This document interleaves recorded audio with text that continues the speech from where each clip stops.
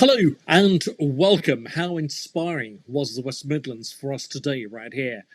India Inc., iGlobal, Diwali Fest and Awards 2020. We welcome you. Thank you for joining us right here on this very, very special landmark platform. And today, history is being made in many different ways, and would love you to join us. Make sure your friends and family and relatives and anyone that you know is tuned in and logged in. So make sure you go to our social media platforms, Facebook and Twitter, and send us your views, your messages, and even just say Happy Diwali, because we'd love to respond to that with you right here. So iGlobal, the voice of global Indians, Diwali Fest, the biggest Diwali event ever. And with this very special event, we're very proud and privileged to have with us today somebody who's very, very special. I did tell you about this earlier, but there's still plenty more to get through for the rest of today. But it's one of the things that we have been looking forward to here today as we now welcome India Inc. founder and CEO Manoj Ladwa in a fascinating conversation with a global spiritual leader affectionately known as Gurudev, Sri Sri Ravi Shankar, on the thorny subject of identity. What do we really identify with in 2020? Can we just be global citizens, or do we just need to define ourselves with a clan, a nation, or an ideology?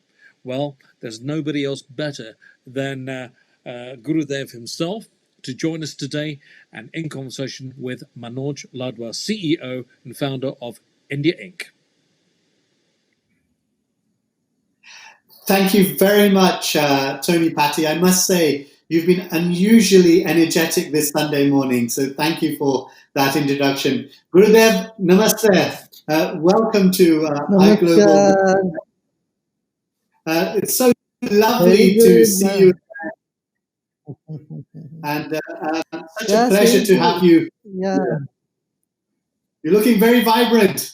Wonderful, Manoj. Wonderful, Manoj. Hope you're all doing well. I know there is lockdown now in UK the whole month, and in a way, it's good to celebrate Diwali inside your home and with, of course, with global IT products that you have. People can sit home and then watch and then celebrate. Nothing should stop celebration, you see. And that's the beauty. Even though the weather is not conducive at this time in UK to go out and do firecrackers or whatever, but Diwali comes at a time when it's dark and cold, and if we can celebrate at this season, then our whole life can be celebration in any season. Yeah. Oh, that's such a lovely message, Gurudev, and it's so much warmer and nicer to celebrate with you. So thank you very much again for joining us. But before we begin, and I've got a ton of questions, but before we begin, I wanted to play a short video, if you don't mind, which will take us a little down memory lane.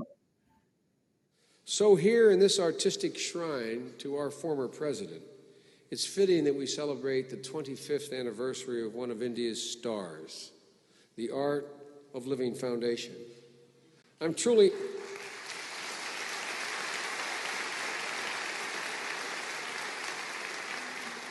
honored to be part of this celebration, because the foundation for 25 years has worked on programs that have been at the core of my public life, as well as I'm sure Congressman Hoyer and my other colleagues from the United States Congress that are here, promoting peace, combating violence and drug addiction, empowering our youth.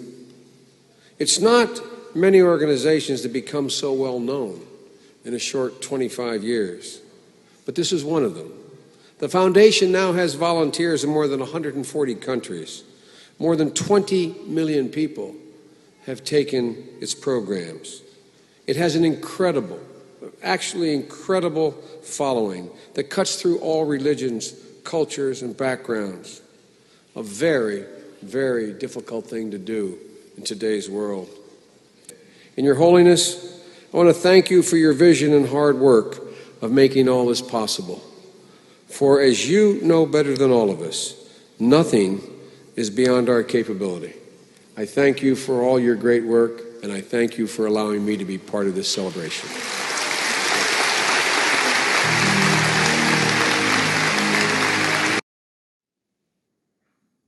Wow. That was, of course, Joe Biden. At the time, Senator Biden and now President elect Biden. What a touching tribute, Gurudev, to the art of living and your work. So I wanted to ask a question which is at the forefront of our minds. What did you make of the US elections? They were rather fractious at times, and many fault lines emerged in American society. Some fault lines that I was neither aware of or didn't realize how deep they were. We also saw some tragic incidents which led to the Black Lives Matter protests and some counter protests as well. Gurudev, what would your message to the American people be now? Yes, the year that was gone by has been very traumatic and very divisive in American history. One of the years, I would say, in the recent times, it has been very tough, and people had very strong opinions on either side. And for a change, people in large numbers had come out and voted and shown their faith in the system of democracy. You know, ultimately, it's democracy that wins. In democracy, everybody has a right to, express their feelings, their opinions, their joy, and their unhappiness. And it has happened, and now we had to move forward. As President elect Mr. Joe Biden rightly said, he's the president of everybody, those who voted for him and those who have not voted for him, too. In all this, one party will definitely win and another party will have some grievances. There will be disgruntled. I think once the process is done, we have to accept and move on and move with greater enthusiasm to see the best for the country and its people. I would say, all the rhetoric of the elections should stay with elections only. Afterwards, there should be unity among all sections of society and all ideology, and we have to think about how we can move forward and help the poorest of the poor and bring much needed solace at this troubled time. Yeah. Gurudev, that nicely brings us on to the theme of our conversation, which is identity. And I guess democracy and care for others, many countries around the world embrace those as part of what they call their national identity. Gurudev, is there such a thing as national identity? What does it mean to you? Or does it really matter? Manoj, it's interesting. We have several identities. A human being takes on many identities. The first and foremost identity of a human being is that of part of a spirit, part of light. This Diwali also signifies that we are all lights. Lord Buddha said, Appa Deepo, be light unto yourself. So we are a part of one light. This should be our first and foremost identity. Second identity is we're all human beings.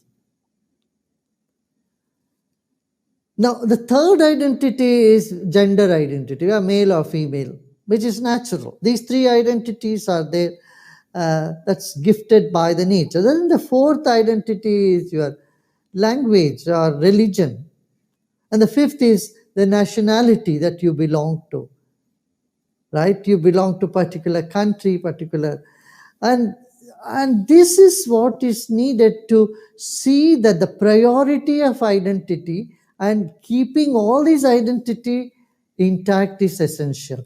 If we lose the basic identity or forget the basic, we are all human beings, we are in trouble. That's why the societal violence and terrorism, all this comes because we identify ourselves as religion or race or country more than being a human being.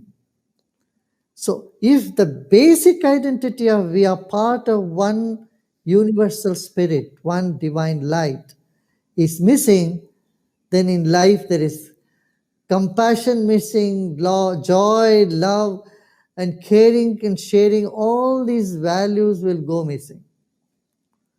It's okay to have a, a local identity. You can identify yourself as belonging to the Middlesex or belong to Birmingham, but that in no way stops you from having a bigger identity as being a citizen of UK, and that in no way obstruct you for being a global citizen. You see, this is a global era when our business are globalized, our culture is globalized, our economy is globalized, and ideas and technology has brought the globalization.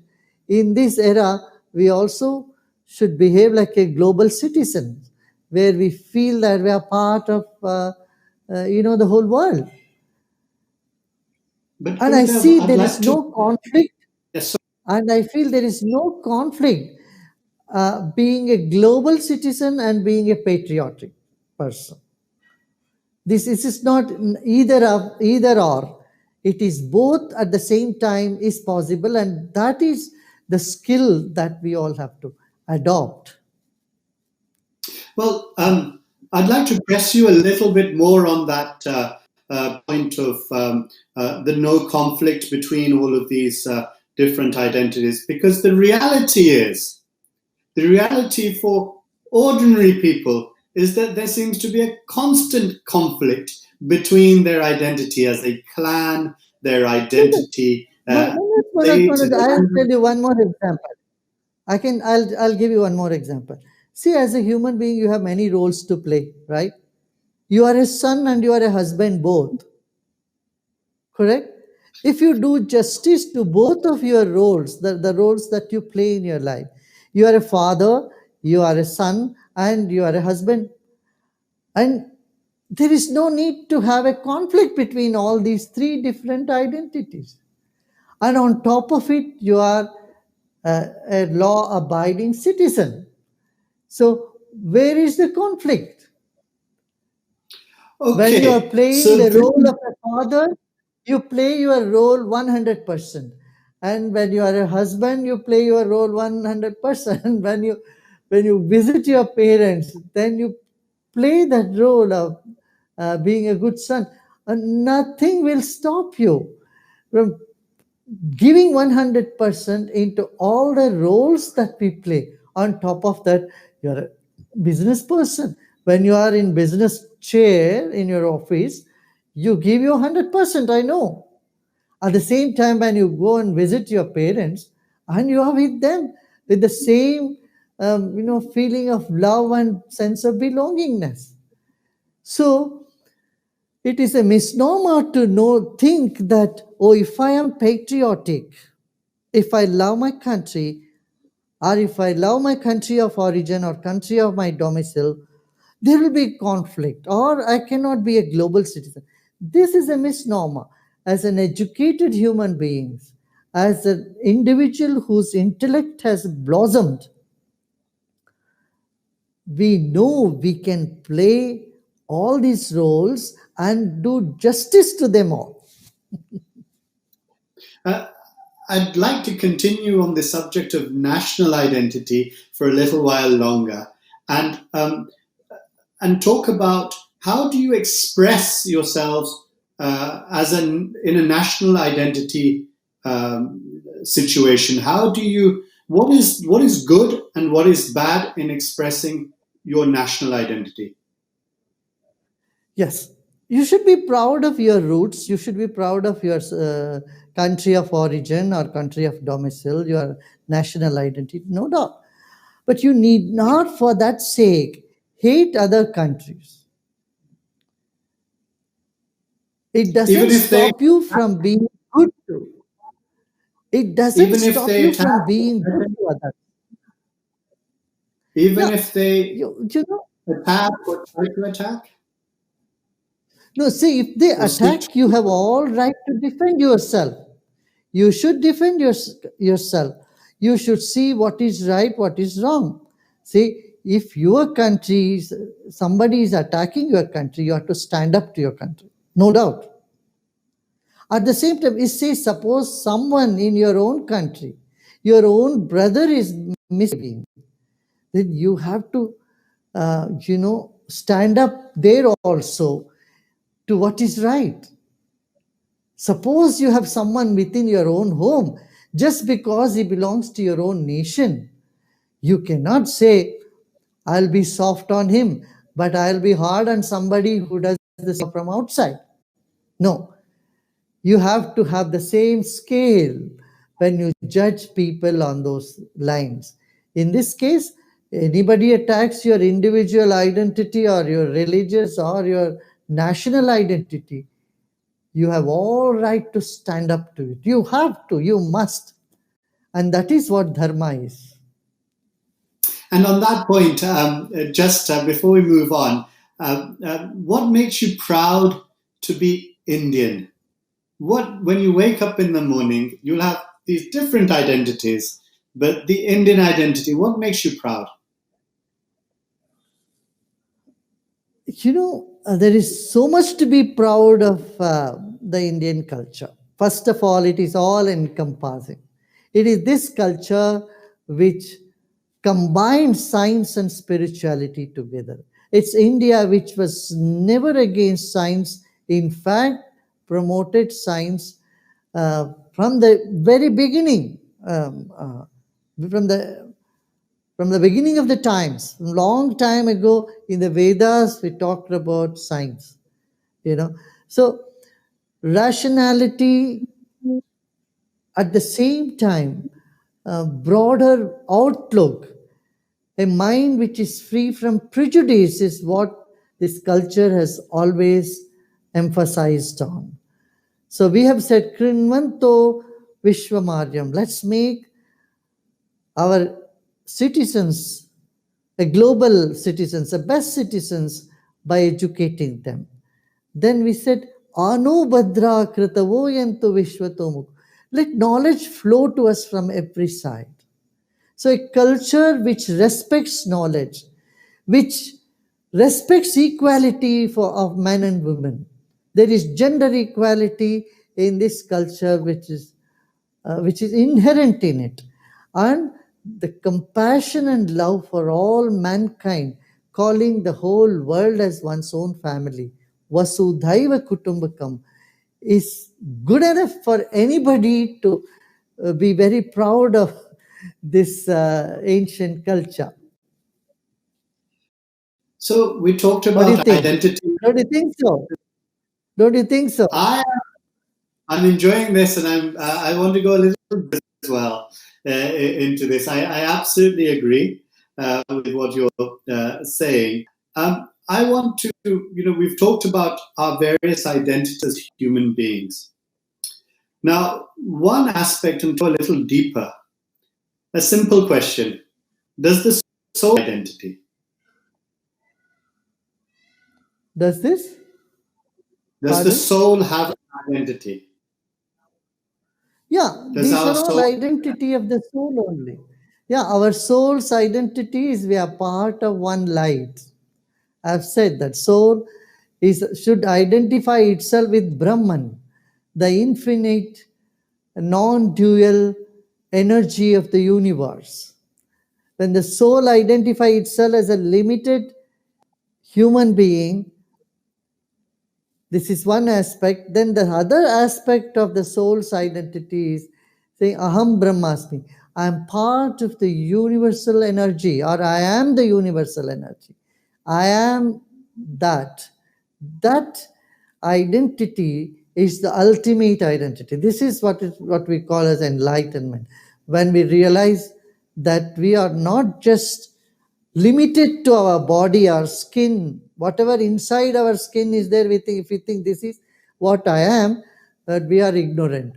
When we see that our body is inside the mind and the mind is inside our soul, which is universal, then we have fully blossomed in our true nature. And the purpose of life is to realize this, that we are not just a piece of matter, but we are that universal vibrations, energy, which of which the entire universe is made up of.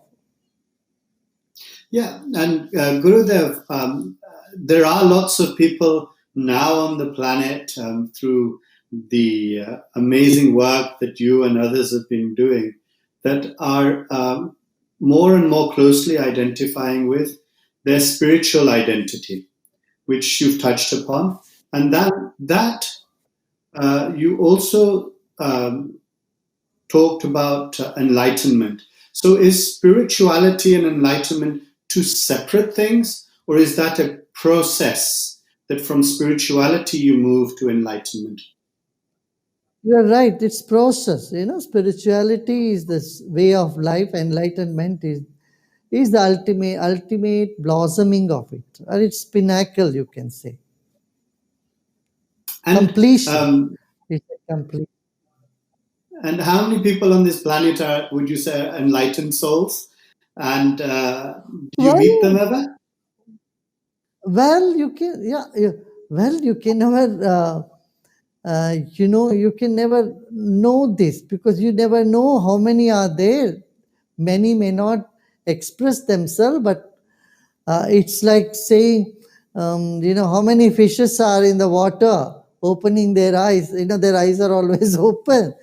So the peace of enlightenment is within everybody, and some realize it at an early age and some takes a longer time, but somewhere down the road everybody comes to know, yeah, that awareness comes But to but them sooner or later. but Every soul will have to get there, yeah. but our viewers may be thinking that seems to be an awfully complex process towards enlightenment. You go from human identity, spiritual identity, enlightenment. Is there some sort of fast track across to an enlightened state of being, and Okay. you miss all of the rest? We're in the digital You age, see, from Gurudev. being somebody, Manoj, it's the process has two steps. It's from being somebody to becoming nobody, and from being nobody to being everybody. These are the two stages of enlightenment. When you feel that I want nothing, I do nothing, I am nothing, and that is the moment of freedom you experience from all different identities, then you see, I am everything, I am part of everything, I am everything. That is the second flavor to enlightenment. Yeah. Well, Gurudev, in In effect, fact, what you're doing. in, in, in fact, every child, in fact, this you can see in every child. That's why it said a yogi is like a child, and a child is a yogi because they connect to more than the physical identity of body mind complex. Yeah. Gurudev, in effect, what you're doing is turning the pyramid round. People start off wanting to be saying that I'm nobody, I'm nobody, I'm nobody. I need to be somebody. What you're saying is exactly the opposite. Right. You see, we start from being really a nobody as a child, and then we assume being somebody. But then, if we get stuck being somebody, we have it will suffocate us. That's what is happening in the world. We all identify ourselves as somebodies, and we get stuck there, and we miss the universal universe as such, the universal energy. So from here you have to transit back to nobody and then to everybodyness. Yeah. Well, that brings me on to another topic associated with our festival of Diwali. And this is that pursuit of being somebody. There'll be many of us that will be praying to the goddess Lakshmi, and we'll be praying for the goddess Lakshmi to bestow wealth and money upon us. Are we missing the point of what Diwali actually is? No, see, there is nothing wrong in wanting material comfort for yourself and your family, for everybody. Nothing wrong. There's nothing wrong in it. And Diwali is a time when you recollect, you remember all the blessings you have received, and you thank you thank the divine for blessing you with so many good things in your life. And this is also the time. See, just before Diwali, we have Dhanteras. You know what is Dhanteras? At the on the day you keep all the wealth in front of you and feel the richness. Many times you may have wealth, you may have gold and all that money at home, but you may not even realize how rich you are. Dhanteras is a day where you honor the wealth. The wealth is a means for you in your life to achieve your goals. Wealth itself is not the goal. So, if people keep wealth as a goal, they are mistaken. They become miserable. If you make wealth as your goal, you end up being very miserable. Now, honoring wealth, considering this as divine, in itself is unique and so beautiful. Usually, you have the idea, oh, rich man cannot go to heaven. Rich man, a person, if you are rich, you cannot go to God. You cannot reach God. There is a saying also, uh, a camel can go through a nail, what is that? Door of a nail, and not the rich person. So poverty was given a lot of importance in many cultures. But in Indian culture, uh, that was not the case. We always respected wealth. It's completely another way of looking at it. Wealth is seen as goddess, not as evil thing. And you have to respect. If you respect wealth, you will not misuse it. And here in Lakshmi, if you Dhanteras day, you honor the wealth, you feel rich. When you feel rich, only then you can become generous. Yeah, I was saying, in Diwali, we keep along with Lakshmi, Ganapati, Ganesha. The significance of having Ganesha is removing obstacles and give us good intellect. Ganesha is the lord of intellect and, wisdom. So, wisdom along with wealth can bring happiness to us and to others around us. The wisdom is to share and care, and wealth is the means to achieve happiness in life. So, Diwali is the time when we light lamps to indicate knowledge and wisdom, and Ganapati is the Lord of wisdom. Along with Ganapati, wealth is honored. When we honor wealth, we will never misuse it. So, this I is the want to idea behind it. I want to bring in another facet of Diwali and the Diwali festival, and that is Ram and Ravana. My a colleague of mine in the south of India, his name is Ravana. Several several times I had to pinch myself when I first met him. That his name was Ravana.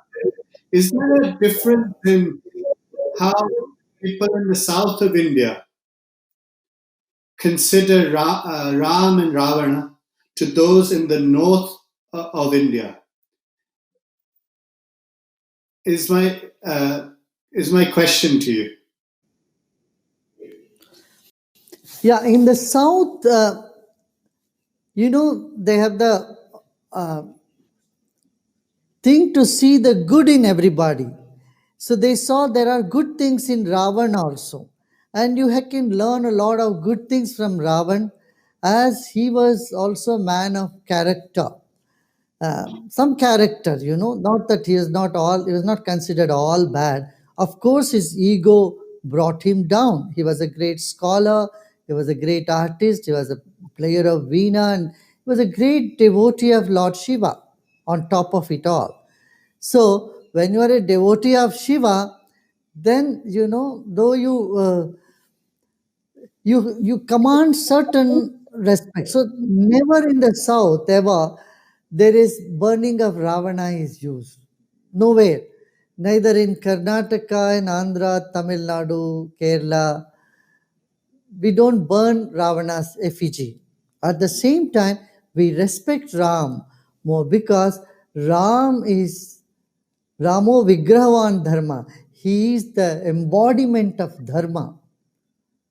See, and we also see that it is Ravana who brought up, who because of Ravana, Ram shined more. Just in Ramayana, if you remove this later part, when Ravana's episode, then Rama would not have been remembered in this big manner. He would have been like any other king. But Rama's greatness, because he was Purna Brahman, and so Ram is honored, no doubt, but Ravana was not burnt or condemned, or all those things were not done. We have always seen this as a play and display of consciousness. In fact, Ravana is the Dwarpal of Mahavishnu, Jaya Vijaya. They took the form of Ravana to get over their curse. So they are ultimately devotee of Sri Ram. This is what of Vishnu, Lord Vishnu.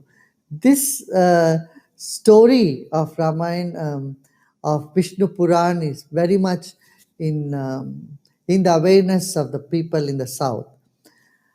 Diwali is also associated here in the south with Lord Krishna, that many people may not be knowing in the north. Naraka Chaturdashi, that Narakasura was slain by Lord Krishna and his consort Satyabhama.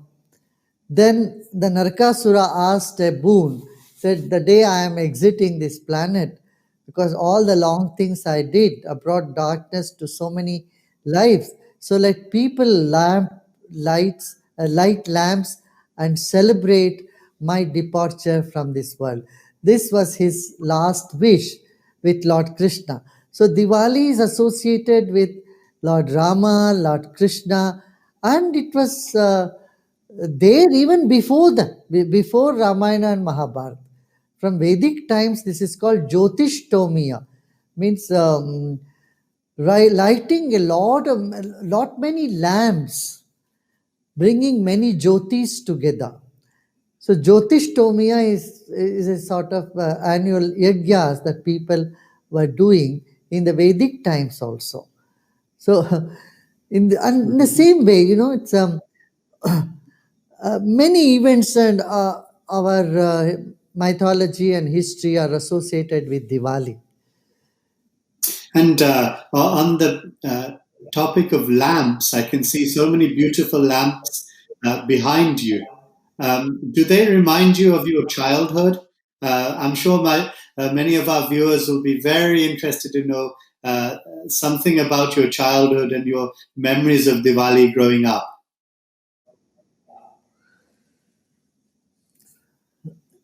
Yeah, those days we had more of the oil lamps.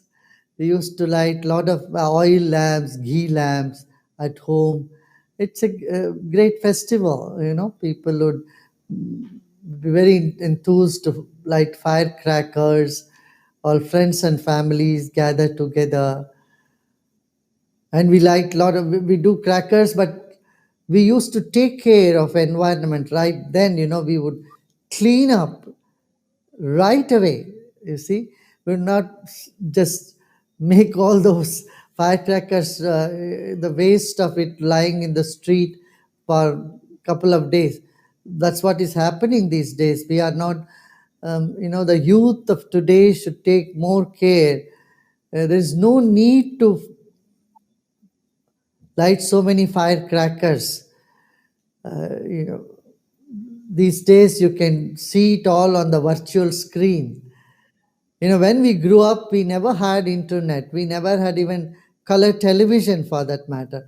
These are the only means of social gathering and interaction and get together, and even entertainment for that matter. So, but today in this virtual world, we have many ways to celebrate. So people need not pollute our air and our water and our land by using too many firecrackers, and also noise pollution. This is what we must avoid also. I was always concerned as a child. Also, I like those firecrackers which don't make too much noise, because I was concerned about the dogs and the birds, the pool jaddi and rockets, all that I would love.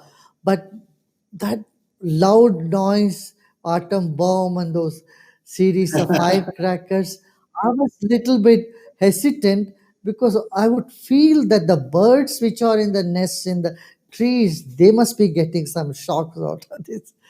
That was always my concern in my childhood too. So Gurudev, I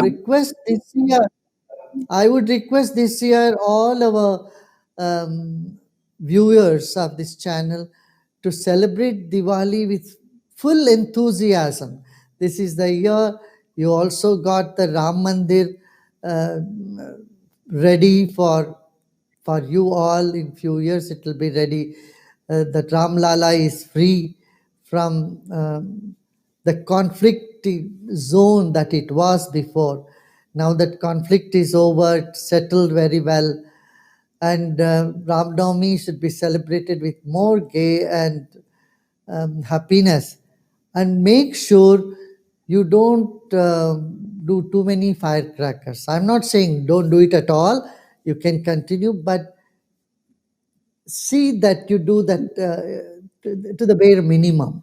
Number one. Second is, please take care of you and your family, everybody around, that the pandemic is still not over. So we have to be little bit cautious even when we are celebrating it. Celebrating, by the now Diwali, and later on there are other festivals coming. Holiday season is coming up, so we must take utmost care because of the pandemic. Third thing I would say is, though we have social distancing, nothing can stop us being in connectivity socially. So the social connectivity should move on. This is the time we should connect to more and more people.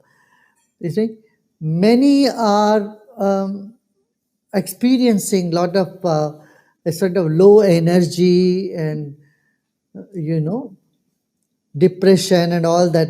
Now is the time to bring light into their lives. Let us light up the faces and lives of everybody through wisdom, through meditation, through pranayama, and also through friendly exchange of goodness. Yeah. With these few words, Manoj, I wish you and your viewers and everybody a very happy Diwali. Let this Diwali bring more wisdom and happiness to everyone. thank Namaste. you very much, Gurudev, and you've certainly uplifted our spirits, and we look forward to continuing to be connected virtually and spiritually with you, and wishing you all the best and a safe and happy Diwali to you as well from all of our viewers. Namaste.